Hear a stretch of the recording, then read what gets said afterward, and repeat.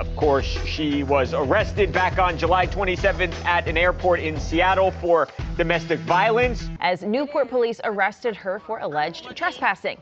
You've been waiting for someone to tackle this topic so directly, so here it is. In part one, using the recent Sha'Carri Richardson and Devin Flanagan incidents, I'll show that it's women's aggression, not their success, that keeps men away.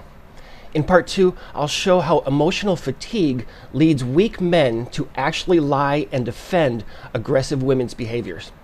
And in part three, I'll expose the costs of being with those so-called successful women. Listen, we've had almost 500 subscribers in just a few weeks, and for me that's confirmation that this type of content matters. So thank you for being here, and this is just the start. The more men we reach, the louder this conversation gets. I feel really good about this video, and it's lessons like these why I do these deep dives. So you can recognize these situations as they unfold and walk away from undeserving women, regardless of how successful they believe they are, before you're tricked into allowing them to punch you in the face in an airport.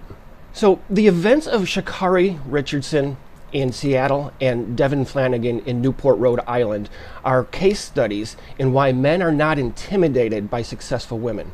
These weren't harmless differences of opinions, but very public meltdowns by women who confuse hostility with success. Richardson is one of the fastest women in the world. She's a decorated sprinter with NCAA speed records. She has global attention and headlines of praise. Yet in a public terminal at Seattle-Tacoma International Airport, being in the public didn't stop her from repeatedly shoving her boyfriend, Christian Coleman, in front of families and passersby.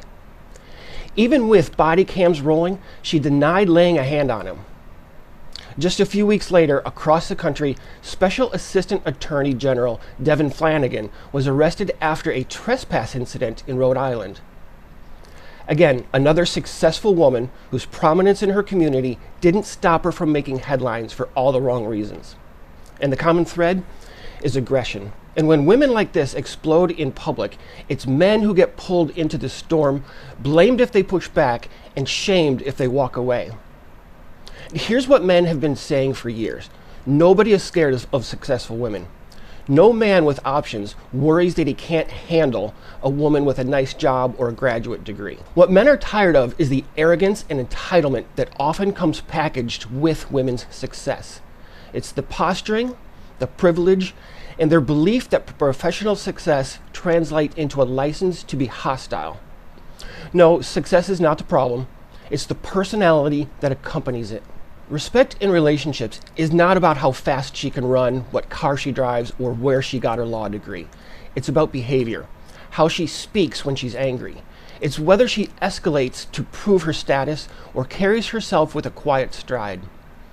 What men care about is whether she believes her success gives her the right to treat others like subordinates. And as you know, Richardson's shoves and Flanagan's outburst weren't outliers. Spend just 20 minutes watching dating TikToks and you'll see the same cultural lie.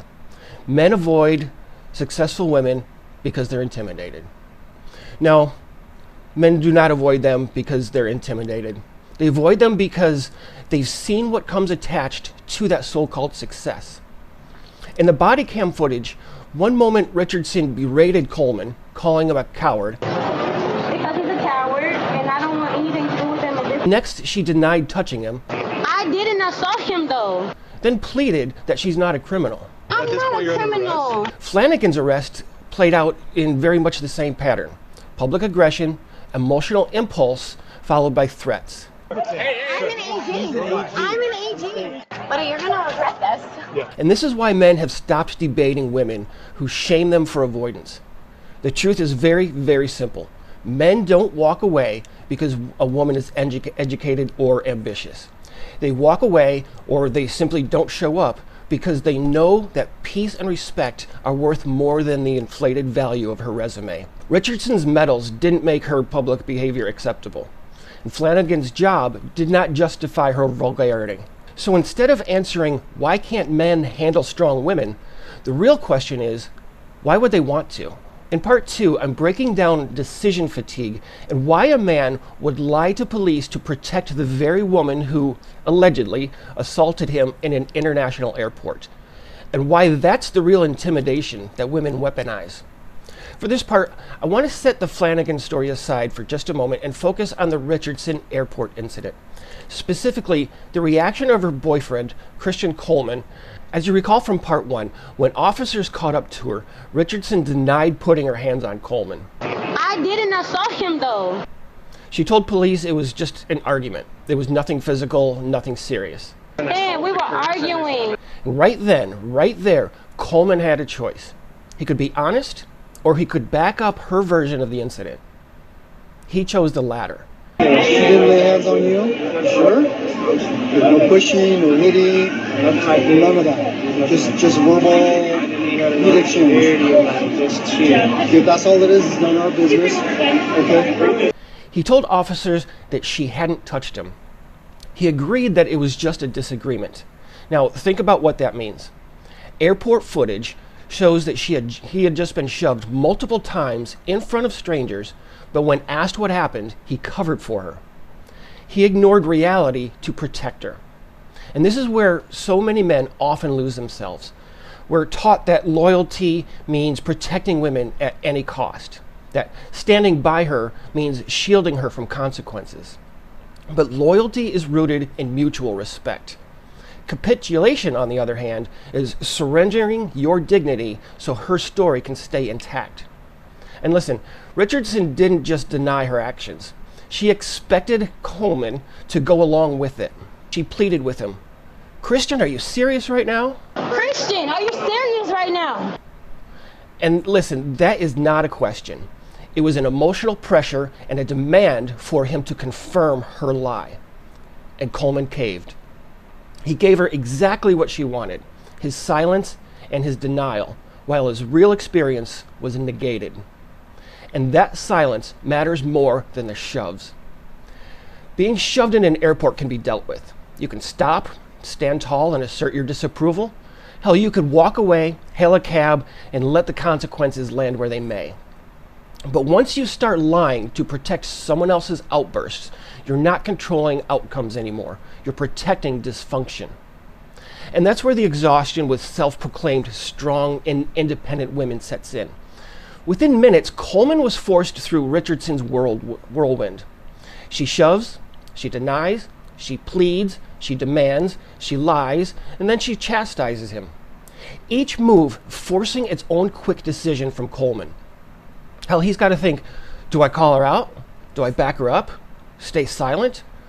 What do I tell the police? How the hell did this even start? And this is exactly why I make these videos. Because if you don't recognize these patterns in real time, you'll get caught off guard and swept into it before you realize what's even happening. You have to see the shift in the moment that it starts and know how to respond immediately. And as I said in part 1, it isn't women's achievements that keep men away. It's the attitude that comes with it. Men are drained by the overbearing demands and aggression. And when forced to endure the cycle over and over, they stop resisting out of pure fatigue. They'll nod, yep, they'll agree, and they'll defend her unacceptable behavior because they're too worn down to fight it anymore. And because women use shame and guilt to push the intimidation myth, I don't feel like people realize how often women who are accomplished give off this persona that I don't need you because I can survive. You know what that sounds like? Intimidation. It's not that sounds like a man is intimidated by a successful woman. many men actually stay with those women just to prove that they can handle a strong woman. And unfortunately, this plays out everywhere. The excuses sound like she just really knows what she wants, or she's type A, or maybe it's she wouldn't be so successful if she didn't have that edge.